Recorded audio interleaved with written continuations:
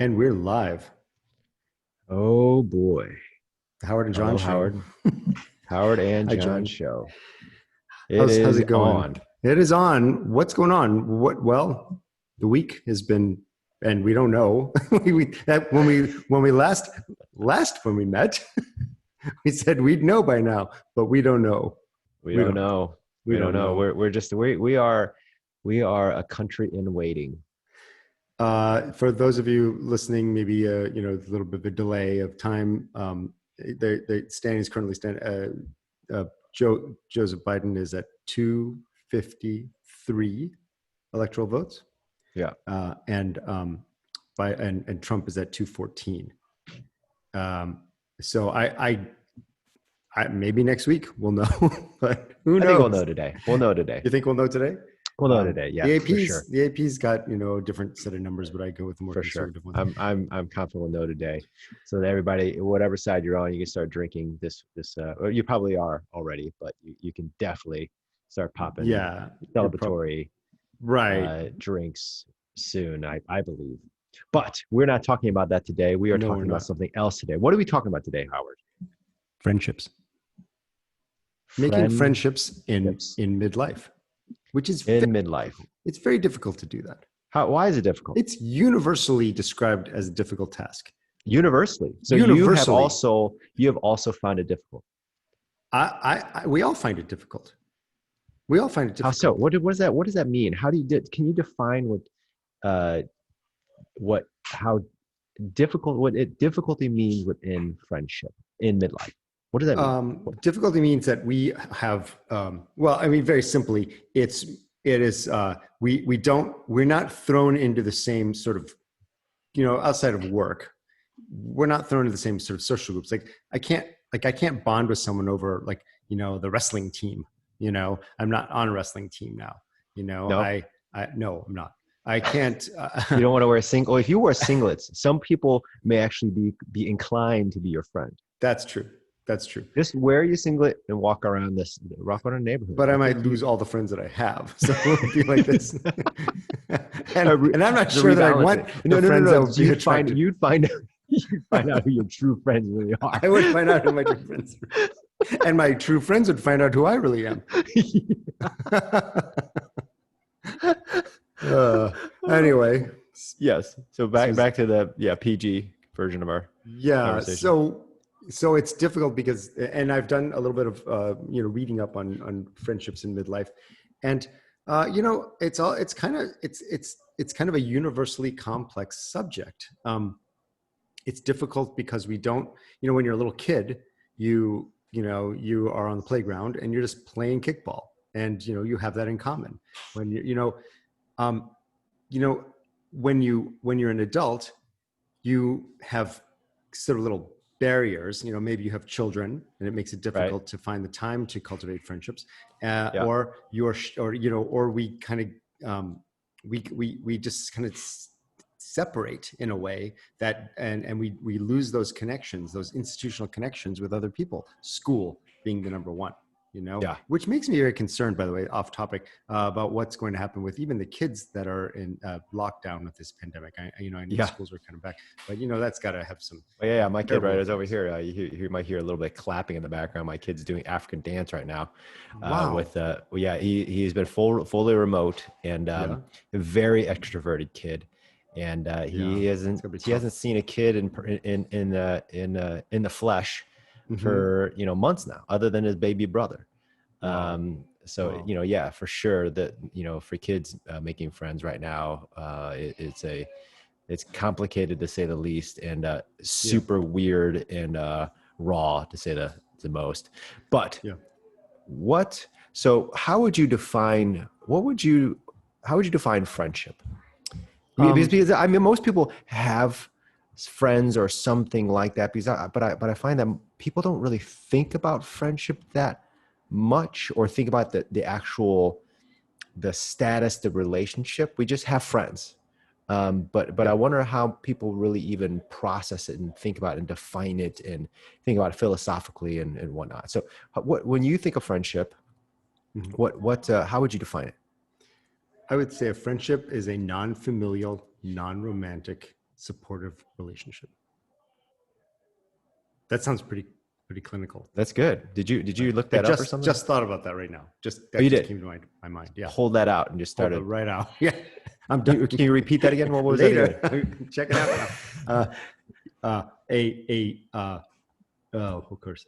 A non-romantic, non-familial, supportive relationship. Why doesn't it have to? Why can't you be friends with your family though? Why can't you be why can't it be familial? Well, and why can't it be romantic? Well, you assume that you're right.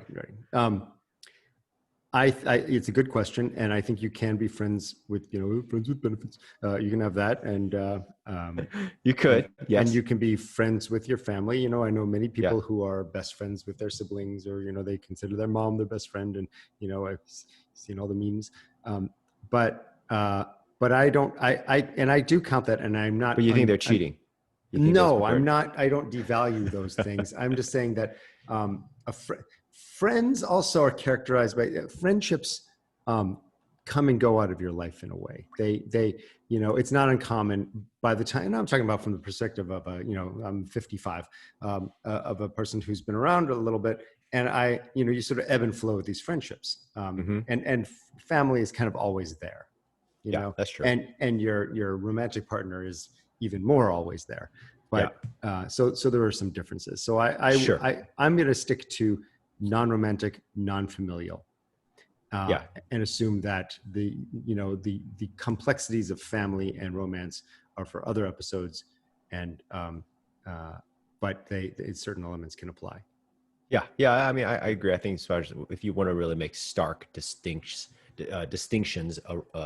around or between relationships, not a true friend, but the pure definition of a friend is somebody who's not necessarily your brother or sister or whatever. Correct. Parent. It's somebody who is not of blood, but you feel like blood.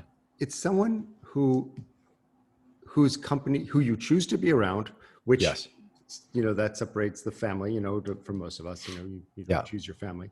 And then you have the romantic thing, you choose your romantic partner, but you can also have many friends, and of course you have many romantic partners, but hopefully, maybe not at once. You could, but man, I do not have the bandwidth for that, but that's another subject. I don't either. Not into that, but that's another episode. Yeah, that's another subject. I don't have a whole lot of experience with it, but I think we can bring on it. Yeah. I don't know. Yeah. Well, there's a lot of, anyway. So friends, you are not family. You are not dating or romantic. Not romantic. And you're supportive. And you're supportive. So what does that mean? Supportive. What in your mind? How would you define a supportive? So then you get into like, well, the quality of the relationship, So can you call, we all have had friends that aren't supportive, that aren't positive influences, that are, you've ever had friends who are just jerks and they're like taking I would think that some people think that I'm that type of friend. Really? I'll tell you a story. Like there was a friend of mine. Oh yeah, for sure. A friend of mine. You're the bad friend. Yeah, I mean, they definitely non-familial. They defined me they categorized me as a unsupportive, or I don't know if they but they definitely saw me as an unsupportive friend. Let's hear so my closest friend, he was one of my closest friends, college, after post college. He's one of my best men. I had two of them, and we were two very close friends. Yeah, my wedding. And he essentially he ghosted. We recently had a conversation about this, and he said that he wanted to be friends again, and he didn't even realize that he had ghosted me. And ghosted, just for those out there, ghosted means to just disappear out of someone's life. Yeah, disappeared. And I fought for it. I wanted to stay friends with him. And you can't force someone to be your friend, right? And but the reason why he did it, so let me just backtrack. The reason why he did it was because he was going to work at a church, and I was just warning him about the church because the lead pastor he was going to replace was going to stay there and work for another 6 months. And I thought, that's weird. Like in 6 months while he was there, Replacing replacing him. Supposed to be okay.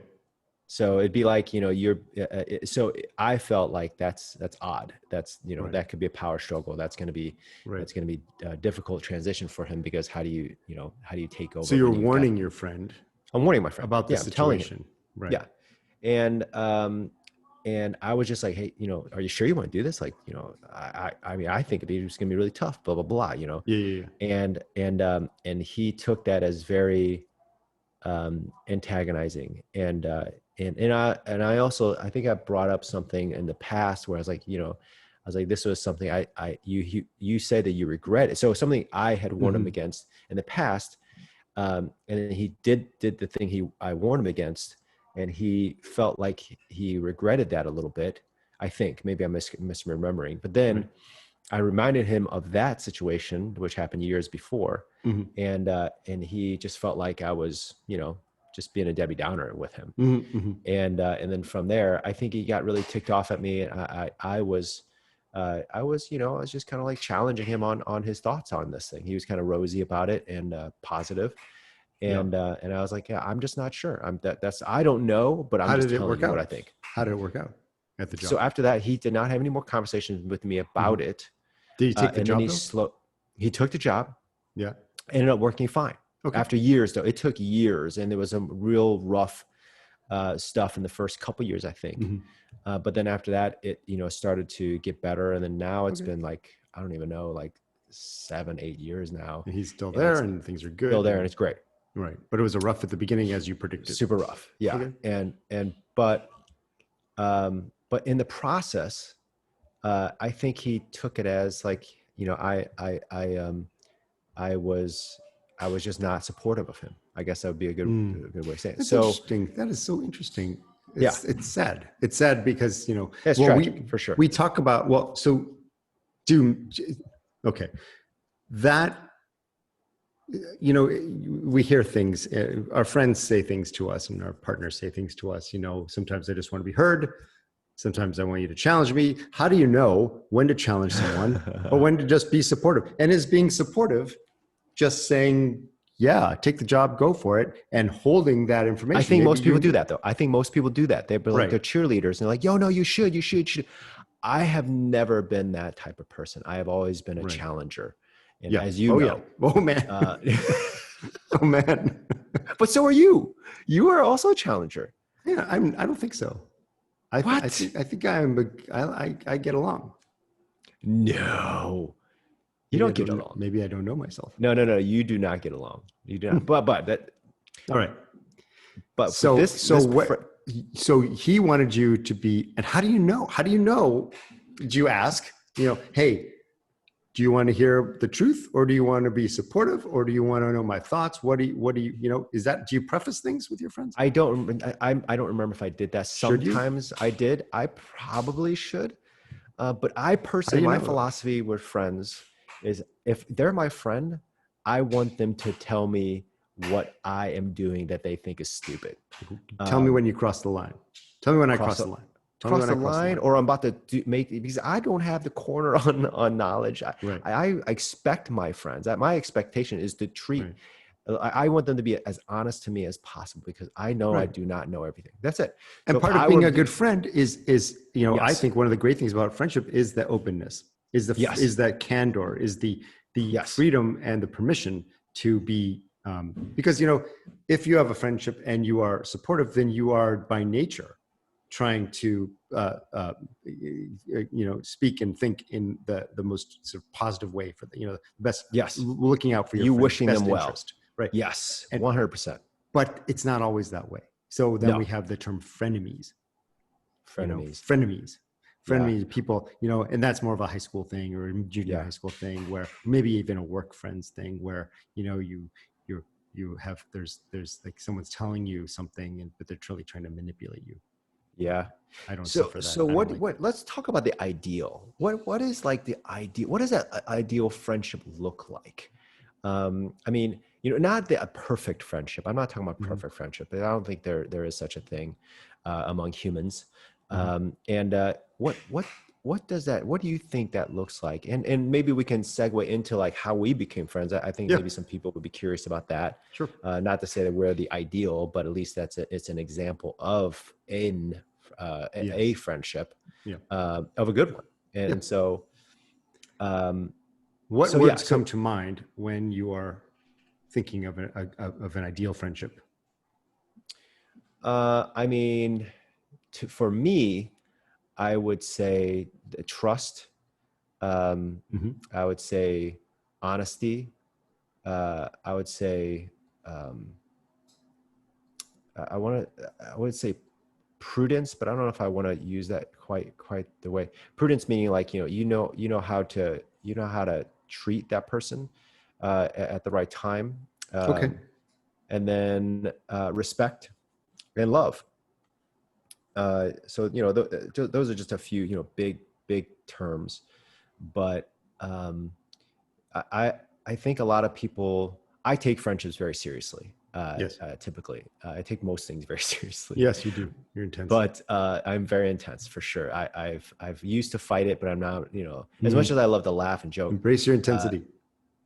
Yes, I am intense. I can't help it. And so I think that a lot of those terms are kind of like, I'm not about, hey, let's just go out and party and hang out. I'm just not that type of guy. I don't think you are either. That's kind of one of the reasons why we're friends. Right. I'm not a partier. I'm not a partier. But yeah, I'm much more of and I think you are too, a one-on-one type person. Yes. One-on-one, a small group. Sure.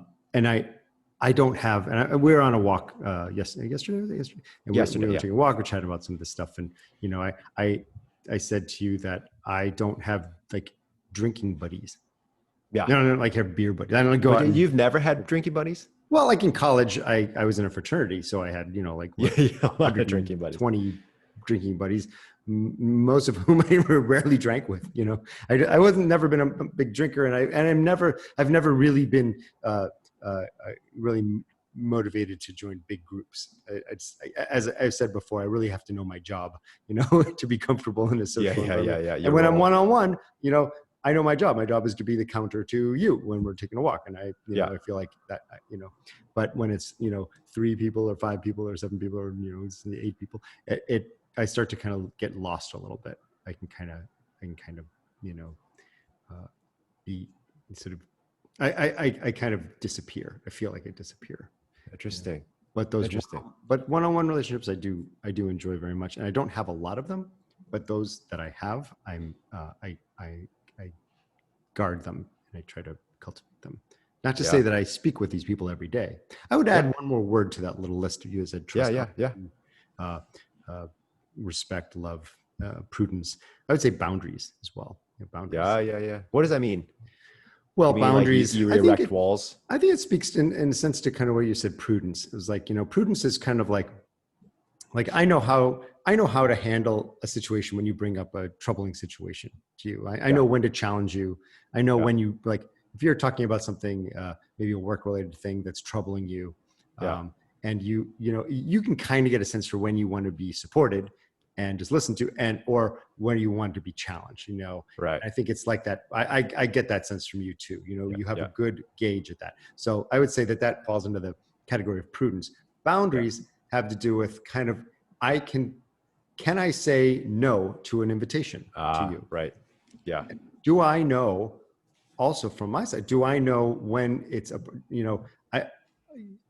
do I know when not to make an invitation, because it's hard to say, we talked about saying no. it's hard to say no. And it hasn't gotten any easier since that podcast, but no. But I, the better you know someone, the less you have to say no, because you don't get in a situation where you're sort of inappropriate. And when you do, it's okay. So all these little words that we came up with, trust, honesty, when you know that someone kind of supports you and has your back, then saying no, challenging them, and respect for boundaries is just a natural thing. And it doesn't happen immediately. It takes time to build that stuff. So the most fragile time in a friendship is the very beginning. Yeah. And like those first, those first few times you're hanging out, Wouldn't you tuck that? I would tuck that into under like a respect. I thought I said respect in there, but Yeah, would you? yeah, Tuck that I'd in say respect? respecting boundaries, Yeah, and yeah, we talk about boundaries as something that needs to be respected, as right. opposed to something that is literally a physical boundary. Yeah, Um, yeah, yeah, you know, yeah, s- yeah. That's it. Yeah, that's interesting. So, how did we start our relationship? We talked about it a little bit yesterday. We talked about how we met, but yeah, what was your perspective on starting relationships in midlife? It was when did we even meet each other? It was like I think it was around 2013, something like that, 2013, 2012, something right around that, 2011, 2012. I don't know. It was around then. I think it was right around then. What happened was, I remember this because I was out for lunch with another friend, a mutual friend, yeah, Andre. Andre's a yeah, friend of mine and a friend of yours, yeah, and we went to Sump Coffee. yeah. Sump. Oh yeah, Andre and I went to Sump, and and I, we got our coffee. We're waiting for coffee. Whatever. We're sitting at a little table. Andre somehow sees you, doesn't know who you oh are. yeah, that's He right. walks up to you at the counter and he just starts chatting with you. And I'm thinking, I remember thinking, I would never do that. I would never approach a person. I wouldn't Yeah, approach a woman at a bar, and I wouldn't yeah, approach a dude at the bar. As a friendship. yeah, I just would. I would and that's one of the great things I appreciate about Andre. He is such an extrovert and gets so much energy from other people, and he's yeah, the irresistible person. You have to talk to yeah, Andre if he talks yeah, to you, yeah, and he's that kind of a guy. And yeah. he approached you. I don't know what the content of your conversation was, but then Andre came back to the table with me and he said, "Oh, I met this great guy." Like, wow, it's super impressive. I want to know how you did that. And then he told me a little bit, and we continued our conversation. And then I think a few days later, maybe a few weeks later, he invited you to Caldi's. Yeah. And the three of us hung out and we had coffee and we sort of talking about entrepreneurship and about businesses and things like that. And we really struck it up, and and we also lived like very close, which is Yeah, that's yeah. another thing I would add to that list is Yeah, we were proximity neighbors. helps. Proximity is Helps. great. Yeah, It really huge. does help at the beginning, particularly. Yeah. So, and we're nothing if not proximate. We're Well, like yeah, super I mean, close. definitely if you're gonna hang out together, you have to, well, not have to. It's so much Mhm. easier, so much less friction when you're close to each other, Yeah, uh, yeah, as far as spatially speaking. yeah. And I remember thinking, oh, about you. I thought you were cool, and I thought you had your finger on the pulse of what's going on in the city. You had this a lot of creative energy, and so I was really really intrigued, and I thought, yeah, this is someone I could definitely hang out with. So it just was such a natural thing. And then I think a few months later, Rachel invited me to a birthday party of yours at, was it, um, what was Death in that the afternoon. place called? Death in the Afternoon, the place, which is now Yes. Caldi's, strangely. Yes. And so I went, and it was strange because the owner of Sump was there. It was like this whole like weird meeting of people again, and so that was a fun evening. And then yeah, and then we just Oh, started hanging that's out. right. Totally Yeah. forgot. That was early on. It was Interesting. early on. Yeah. Yeah, that was, so I don't know Yeah, what I year, forgot. 13, I think it was something maybe Yeah, earlier. that was Death in the Afternoon, that birthday. I forgot about that. But it's interesting to think about the genesis of a friendship Yeah. and all that goes on because I felt like I remember I was also challenging with you, wasn't I? Didn't I? Did we had walks or conversations and I'd be like, Yeah, I Howard, think, what are you doing with your life? oh yeah, that was the big one. And I didn't have We any talked good about a answers. lot. Well, I had just gotten out of my in-brew business, Right. which is a whole other episode. And I had created a product Yeah. and marketed it and started a company around it. And then it kind of all went a little kooky, but you know, um, and then I was sort of figuring out what I wanted to do after that, or and I was thinking of Yeah. web development, and you were thinking, are you kidding? And and you wanted me to do some big entrepreneurship thing, and I really didn't want to start another company. I mean, so it's interesting. It's, yeah, yes. So your relationship basically consisted of you cajoling me. Exactly. You kind of pressing the boundaries, actually. I was pressing the boundaries. Right. I remember that. I mean, that's okay. I'm not offended. I'm not. Those boundary pressings didn't bother me. That was okay. That was a kind of, I needed that. That was fine. So I'm not going to listen to you, but I was only going to do what you said. But that was interesting. I mean, to me, like, because I really was pressing you. And I remember because I started thinking, after we took our walk, I started thinking, I was like, what was it like in our first like year or two of friendship? I was like, I was really pressing him. Yeah, we took a lot of walks, and I'd be like, Howard, what are you doing? What are you doing? You're like, oh yeah, I'm gonna think about doing website. I'm like, websites? That sounds terrible. Like, why would you want to do that? And like, that's what you were doing. That's not why I was doing it, but it just happened to be we had that in common. But you seem like the least for a person who owns a company that builds incredibly beautiful websites. You have no interest in websites, nothing, no interest. I have a very much interested in website, but I was like, why would you do? It felt like something that you like shouldn't even consider. Because I thought, why not? I don't know why not. I don't get it. But that's a whole other issue. Yeah, it's a whole other thing. So anyway, so yes, to begin us bad. We'll have a whole episode on my bad choices. Actually, we just have a whole unit. I mean, like whole series. Howard's Bad Choices Month. So then in that time, what's interesting is that in that time when I was pressing you or challenging you or really trying to get you to think differently about web development as a service, didn't that annoy you? I mean, what about like what? No, because I think you had a point. Nothing that you brought up was foreign to me. It was all things that I was thinking about. Also, I know that that it's a commodity type business. I know that you're trading time for money. I know all of those things. I knew, but I didn't. I think the difference was that I also think that I thought you had an agenda, not in a bad way. I mean, a good agenda that was to maybe create something, do some. Yeah. And I didn't want to build another team. I was done with teams. I didn't want to like. Did you know that at the time? I don't know if I could articulate it that way because had I known that I would have articulated it. But yeah. But I really I knew that I didn't want to start another company. I didn't want to like, just the whole idea of going like shopping for space and, dealing with intellectual property, all that. I'd gotten out of that. I was done with that and at least done temporarily. And I didn't want to get back into that again.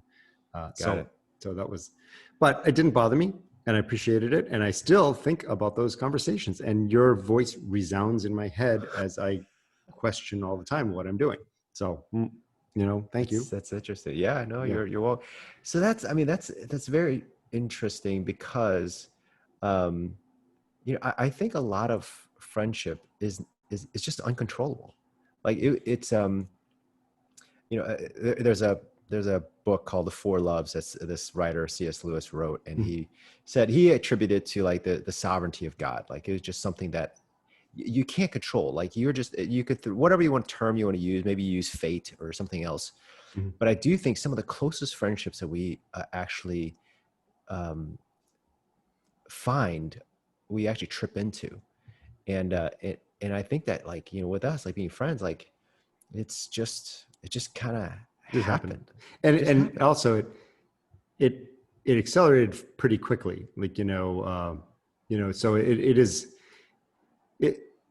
it's a great thing. It is a kind of a magic thing. Friendships in midlife are magical. Friendships when you're in grade school, high school, college aren't magical.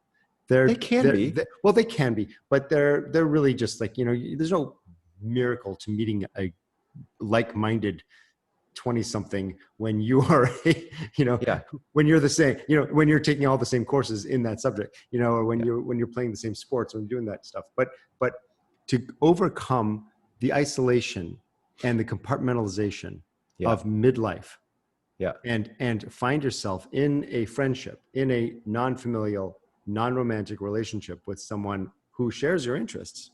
Yeah. I think that's incredible. I think that is incredible. That is magical. So one of the things that's interesting, I just having a conversation with an old fraternity brother, former fraternity brother, but like actually I guess he still is fraternity. Anyway, and he was talking about, you know, keeping up with the Joneses, and you know how a lot of like, you know, people who are still friends with college friends, and I'm fully supportive of it, but you know, I wonder if a lot of them feel like they need to keep up with so and so or XYZ, you know, because of you know, because they're still friends, and you're like, you don't want to look like, you know, someone who doesn't have that much or less than someone else. You're the one who didn't achieve or something, and didn't achieve as much, you know, like that type of stuff. That's like sad. That's sad. that's got to Because be like, that seems like, I don't want to insult your friend, but that just seems like I would say it seems like a failure of evolution in your development, in a sense that but isn't cannot that how be. we all are? Isn't that how, Well, I mean, you know, I think we have those instincts, but we resist those urges, you know, because yeah, nobody is, you know, I have friends who are billionaires, and I have friends who are broke, and I have, you know, and everything in between. And, you know, the material value, their net worth is not at all. It doesn't come up at all. Once you're friends with them, it's like nothing's. You have a rich friend, and all the people that don't know him, then you say you're friends with this person. They're fascinated and they jump in, but it's like, no, this person I've known forever, and I don't know, their net worth is not the main issue with this friend. You know, that is not the driver of this friendship. You know, and it's all the stuff that person is. They were before. You know, they were. You know, and so, you know, so to me, it's like keeping up with your friend. To me, keeping up with your friends is not. It just, once you get to know someone, it's that instinct, that feeling, I think it goes away. If it's genuine, if it's a genuine friendship, it seems like that would go away because it's not important, you know? So let me ask you, so you use the word cultivate friendships. What does that mean to you, and what does that look like? Yeah, well, I always think in terms of cultivating friendships, and I have for a long time. A cultivated friendship,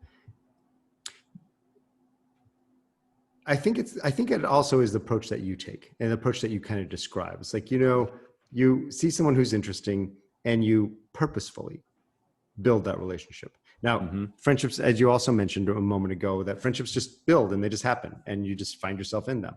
That's true. But the cultivated relationships are the ones that can be the most challenging and the most meaningful, because those are the ones that balance you out. Those are the ones, you know, it's like, I'm hungry, so you could eat anything, but you have a craving for something particular, you know, and you grab that thing, you go for that thing, and that thing is what satisfies you, you know. You know, if I'm hungry in general, I'll eat anything, but if I'm craving a pickle, I'm going to want, you know, I don't want a cupcake, you know, and the terrible analogies, but I'm trying to figure out where you're going with this. I don't know where I'm going with that. Let's lick this land.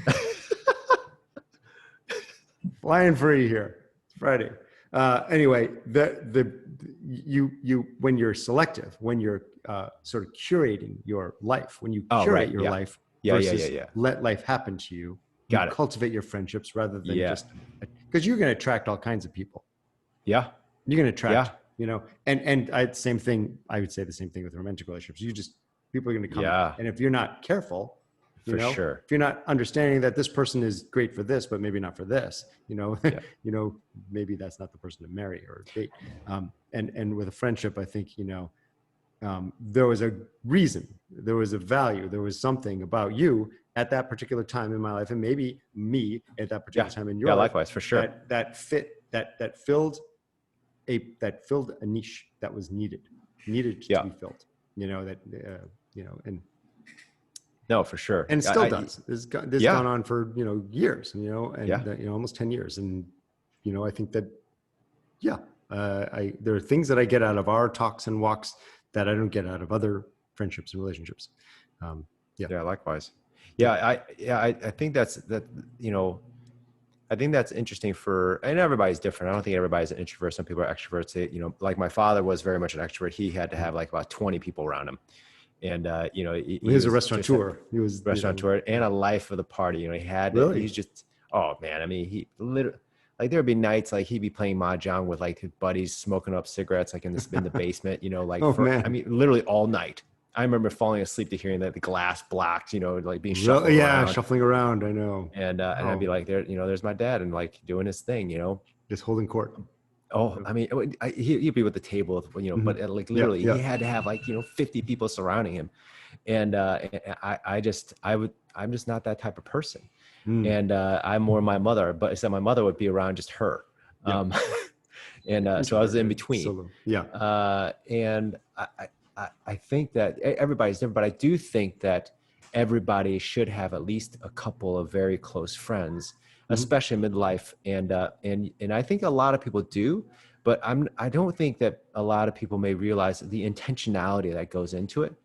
Right. And you can, and what it means to actually go to have depth or even intimacy. Right. I can even use that word, intimacy in your relationship. Right. That's the hard. But I want to rewind this, not rewind, but I want to step back a little bit because I think we're getting a little ahead of it. Yeah. There are a lot of people who are listening who don't have a close friend. You don't think so? I think there are people in midlife who don't have a close friend who's close in proximity, which is important. Someone that they can say, like they don't have a John Paul, where they can just text and say, walk, ? Done. That's awesome. That's a quality of life issue. I just for listeners, I can text this guy and text walk with a question mark. And I can have a couple people like walk with a question mark. It's it. Sure. 10 done. 10 minutes. That means 10 minutes. We're going to meet at Caldi's and we're going to walk and it's going to be about an hour and a half. That's a friendship. And I'm afraid that many people don't have that and everyone should have that. That's interesting. So how do you get that? And you can't rely on Andre. Not everyone has. I do that with Andre too. You can't rely a feeder guy, relationship. Yeah, you can't have a wingman who's going to go get you meet guys at bars for you. Hook me up, Andre. I need him. It's interesting. There's a million dating apps. There's a million. There's Match.com. There's nothing for friendship. There's Bumble. There's Tinder. But where do I meet a dude? Where do I meet a guy? There is no friendship, but there are no biological needs to have friends. Like, you have biological needs to have a romantic relationship. That there are other things that go along with that. That's true. You could live your whole life, not have a friend and not die of it. A whole generation that did that. You know what I mean? Like, so I think that, and a lot of us aren't necessarily taught how to have friends from our parents. And I don't remember ever taking a class about friendships.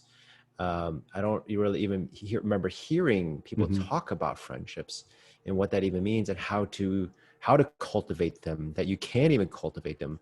I remember like, for instance, just a very simple thing in college. I think I had really pretty good friends in high school. And then I went into college and I did not keep up with anyone in high school. Not because I didn't want to, I just didn't do it. And it took a friend of mine to actually call me every month to make me realize I am such a terrible friend because I never called her. She called me every month. She still does. Not every month, but like maybe every quarter now. But you never have. It's not. I do now. You do now. It's not. It's reciprocal now. Okay. It's reciprocal now after like 5 years. Right. You know what I mean? So that type of stuff, I just had to learn through a lot of shame and mistakes. And other people showing me. And so she comes from a family of people that parents who have a lot of friends. Like they're party animals too. They have not in a bad sense. I just mean like people who have a lot of people around them. And so she grew up with that, and it was the Kool-Aid that she drank, and that's what she knew. And I knew it too, but then my dad died when I was young, so then I didn't get that connection all the way through my childhood. But I grew up a very introverted parent. So, where do you find these things? And so how did you learn about friendships, and how did you actually get to this point of having this philosophy around friendships and then being able to grow them? Like you, I was very introverted as well, and my introversion, I think, came from moving around a lot. We moved quite a bit around the country, and my dad moved jobs quite a bit, and so I was like the new kid in school quite often, which is a very scary, isolating thing. I didn't grow up with these kids, and so I friendships did not come naturally to me. So I learned to be very comfortable alone, which was good. And I enjoy being alone. I think that's great. But learning things about friendships came from friendships. I learned from people who wanted to be my friends, or maybe didn't want to be my friends. I have one particular story that I think of often. I was a senior in high school, and I was pretty shy, but I decided I wanted to be in theater. And you did? Yeah, I wanted to. I didn't know that. Theater. Yeah, I was a little thespian in my senior year of high school. Yeah, and there was a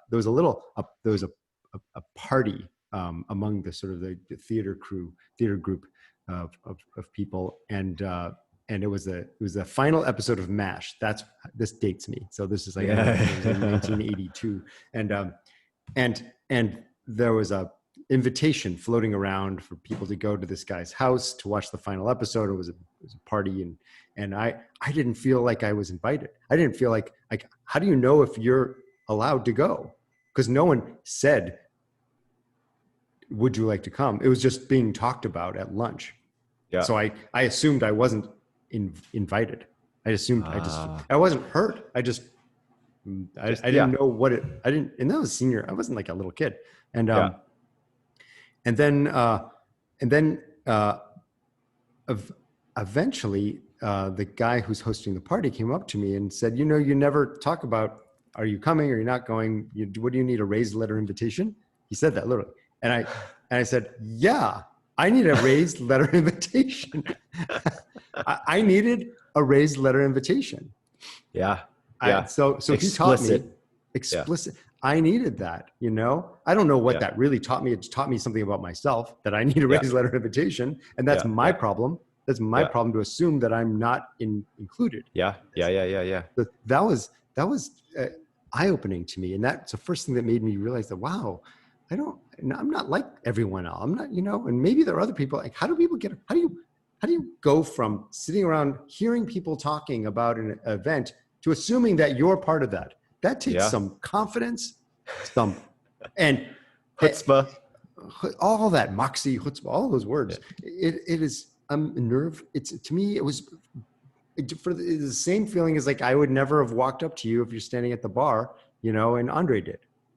Andre could have done that. I would never do that. I was scared to death of rejection, of you turning around and saying, "Who the hell are you? I'm having a really nice thing. What do you want? Like, oh, what are you doing right here? What are you doing your here? Number. That's not your phone number. So that's so interesting, because most people would not think that about you. Most people would not think that about you. Yeah, I know that they wouldn't think that about me. They wouldn't. And they would be. Yeah. Do you have that issue? Does that resonate with you? It's insane. It resonate with you. It definitely resonates with me. I don't want to say I'm a shy person, because I will go up to people. Mm-hmm. But I do not like to intrude. So the thing that I would say, I do not like to intrude. If I am not welcome someplace, I do not want to be there unless I'm making a point. So unless you're like, saying, hey, this guy can't come here because he's Asian, well, then I'll probably just show up because I'm going to make a point. But right. You know what I mean? Like, but if it's just between people, and this is nothing about like, anything it's just, hey, we don't really, we don't appreciate you as a person. Then I'd be like, oh, well, I don't want to be someplace where I'm not wanted, because like they find me annoying. So, that is something, and I don't want to feel like, I am barging in on somebody. Right. intruding boundaries. It's these like boundaries. Yeah. So you have an overactive sense of boundaries. I do. For sure. And I'm very sensitive, which most people, you don't want to be that guy. You don't want to be the guy who barges the party, who crashes the party. The last thing I ever want to do. Because I don't want people to turn, like, I just have this idea, like this image of like walking into the party, the music's going, you hear it through the door, and you open the door and the music turns off and everyone's like, they turn around and look at you. Like, what are you doing here? Super quiet. Like, so then, because obviously you have a good cadre of close friendships. I probably have five people in my life that the walk text and other versions of that. Yeah. They may be out of state, but I still communicate with them regularly, some of whom daily, and, or throughout the day. It depends on what's going on. But yeah. So then how have you been able to do that as an introvert? Yeah. Some of my friends, we met in school. So you think college. Yeah. Okay. One friend I met in graduate school, and we're very close friends. I don't talk to her very often, but if I were to text her, give her a call, it wouldn't be a big deal. But we met in a sort of our friendship was forged in a difficult circumstance. So graduate program, very competitive, and that's like kind of like battle. You make your buddies in battle. You make your buddy. That's what that kind of thing is. Blood, spreading of blood, or shedding of blood. Yeah. So that's how you make friends. That was not a friendship made in midlife. My other friend, Ted, Ted. We met while we were servers in a restaurant. We were waiters. Oh, you did? That's awesome. Yeah, in horrible restaurants. Actually, no, the first restaurant was horrible. The second one, we worked at a sort of a cool vegetarian restaurant together, and it was great. We had that's awesome. Friends, and he was he's more extroverted, though he calls himself introverted. I don't know why, but he's very good with people, like amazing with people. And he invited me to hang out with he and his roommate, and And when someone does that, I feel so like I need to hear it twice. Like I need to what? You want to invite me? And I remember showing up and knocking on the door, and just the whole thing was so odd for me, but began a lifelong friendship that is incredibly close. And it was in his wedding, and it was just one of my all-time closest friends, and will be forever. I know that. So that was made kind of in adult life, but we forged that over work, over work. And then over difficulty at work. Yeah, some friends I met, we went on a date, I have a friend who I met on Tinder, and I'm very close with her, and we chat throughout she doesn't live in the state, but we chat, throughout the day and talk, and, we have like minds politically, and we think about social justice and civil rights the same way, and just brilliant, and funny, and really interesting person. So that's that was but your friendship, my friendship with you, is really probably the most organic friendship. Really? Tell me about it. What does that mean? Like we eat organic food? Yeah. No. Organic coffee. No, we met in the most classic way friends meet. That's true. It wasn't through work. We didn't need a prompt. We didn't need a hardship to get through together. We didn't meet during a disaster or during it was and I would like to share that. I would like others to have that experience. I think that would, if everyone had a friend like you, like this, that it showed me that I was in my late 40s when I met you, and it can be done. It can be done. I was in my late 30s. Yeah, it can be done. And it's done. It can be done by falling into it, but it can also be done like I did. But it can also be done by going for it. You know. And what does that mean?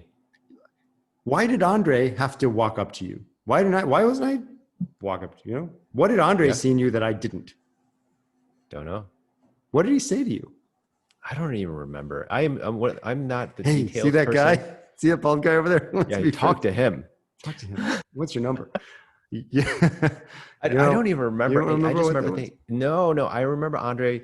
I remember that. I just remember the setting as soon as like, when you mentioned yesterday, I don't even remember it at all until you said it again. I was like, oh yes, I Yeah, remember. I I just remember. remember the meeting that we had afterwards. Mm. But then I was jolted to remember, yes, I remember meeting Andre at Stump, Mm-hmm. and then, hitting it off with him, and then being introduced to you, I think, or at Yeah, just least on the like, way out. Just we yeah, were yeah. walking out. It's like, We were oh walking yeah, out. it's like, yeah, let's Mm-hmm. get together, Mm-hmm. and I think that, um, I didn't really think that much of it after. I was Right. like, oh, that's cool. Like, I like meeting people. I like meeting people who are curious and smart and have Right. interests and whatnot. So, but not all of them click and not all of them stick. And it Um, doesn't have to. It doesn't. no, They it don't have doesn't to. have to. You No. meeting people, right? It's not. It's not going to be a. Oh, that didn't work. I'm never doing that again. Yeah. Yeah. So how did So you do what, it? I'm asking I you think, because I don't know. I don't know. how did I do with Andre? Well, How did I actually well, he approached you, Yeah. and you didn't think, who's this weirdo? You thought, No, oh, here's an interesting because guy. I've done it to other people there at Right. Sump. Right. And I think Friendly that, environment, I guess. And, yeah, it's friendly enough. And I think there are a lot but of not right. like-minded people. Yeah, it's There are a smart. lot, It's a smart, cool place. exactly, with people Mm-hmm. doing interesting, creative things. Yeah. And so, you don't go to a Third Wave or, whatever, Right. coffee shop unless you have some Yeah. kind of, whatever interests. And That's so, that's interesting. That's the place. Go to places that you want to go to, because yes, you'll find people that are like you. Don't go to yes, everyone says, "Well, go to a museum and you'll meet people." Like, don't go to a museum if you're not into art, because you just meet someone who's into art. Then they'll drag you to museums thinking you like it, and you're not going to like it. And then, no, you're not gonna like it. right. Which is ironic now because I don't even drink caffeine, but that's a whole nother story.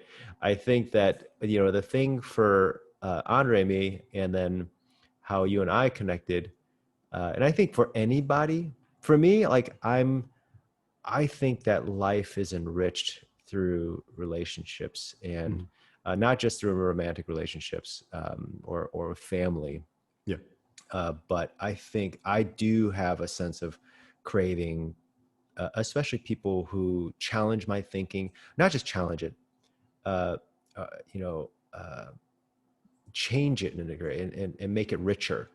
And I think that that's, no matter, even if they believe diametrically opposed to what I believe, I still think it's interesting, especially if they can have a very good, clear, cogent argument for what they believe. And I think that's good. How do you reach out to someone? How do you how do you reach identify out? someone who's interesting and walk up to them? How do you identify a potential friend and make that person your friend? I think so. I think I would say there's a phrase a mentor told me in college. They said, if you want to have friends, you have to be a friend. Mm-hmm. And what that meant to me was that I had to reach out. I Right. had to say, hey, let's grab coffee. Yeah. And then, do it on a regular basis. And if they want to be friends, they'll reciprocate. Right. And that happens. And that happened with us. Mm-hmm. Yeah. And so, that's all I remember. I don't really remember even how it started. I just remember thinking, I was like, wow, Howard really had thick skin, because man, I really laid into him like almost every time we met. I think I'm pretty hard to insult. I mean, I don't take things personally, but people can say anything to me. You're fine. And Yeah. you always had good intent. I never had any thought that Yeah. Thank you. I appreciate that. cruel or judgmental. You wanted to probe deep and to figure out Yes. what was going on. Yeah. But how I think that walking up, that is an exercise that is a tremendously challenging exercise to do that For you, for me. you and for most people, Right. or a lot Right. of people. Yeah. And it's getting harder because we're now on, we should be doing this face to face, in normal times, we'd be sitting across the table with one microphone, and For sure. And we're not. And I think that multiplied, so my social skills kind of suck right now. Do they really? Do you think so? I'm like, I got my elbows on the table. I'm like, I was invited to talk about friends. I was invited to dinner with Kelly the other night with another couple. Kelly's your girlfriend, right? Yeah, Kelly's my girlfriend, and we we went over to another couple's house, and they made dinner and just invited us, which I thought was lovely. And it was a great time, really nice time. And as we were sitting down, I realized I haven't really eaten with people in a long time. I've been eating by myself, and I wondered. Were you farting? Did you fart there? Just like fart? Am I gonna pull out my phone and start like flipping through the New York Times? Am I gonna eat? Put my elbows in the whatever. I just grab your food, put the full hand, and just start jamming your face. Social skills are important, and they have to be practiced. And I don't know. I think it went nicely, and I had a great time, and hope I'll hang out again. But I realized that it wasn't as right. Ed's his name. Yeah. Ed, thank you for being a friend to Howard. Yeah, thank you, Ed.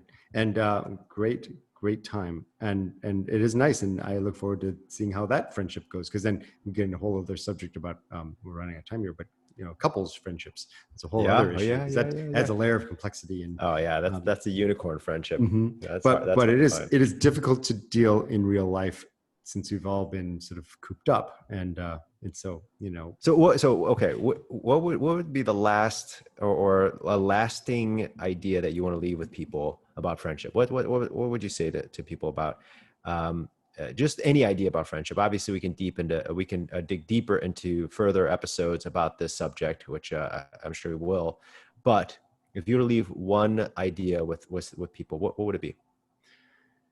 Friendships are yours. It's your friendship.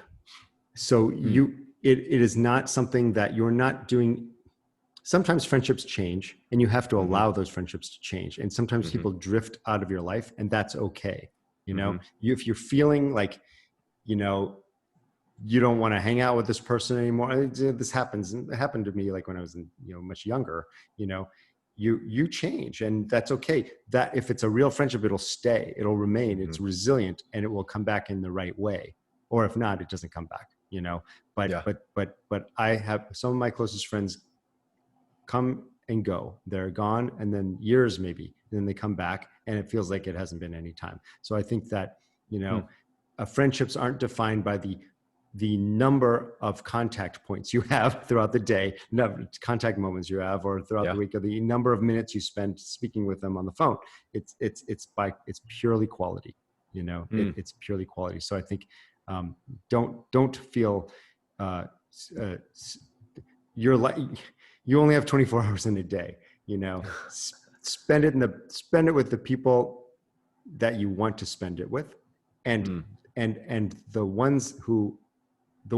and that will make the relationships that are kind of questionable to you, they'll have to form around that life of yours. I think that they will respond to that, and you'll get the best out of that, because they're there for a reason. You may just not be, you may just not be applying. I know it's quite a rambling answer, but I think that friendships have different boundaries and different kind of purposes. They fill different niches in your life. And, so respect those, and don't try to make them into everything. You can have many friendships that fill many, many needs in your life. That's that's almost like a religion for me. I really do believe that that's so important. And I try to do that. Interesting.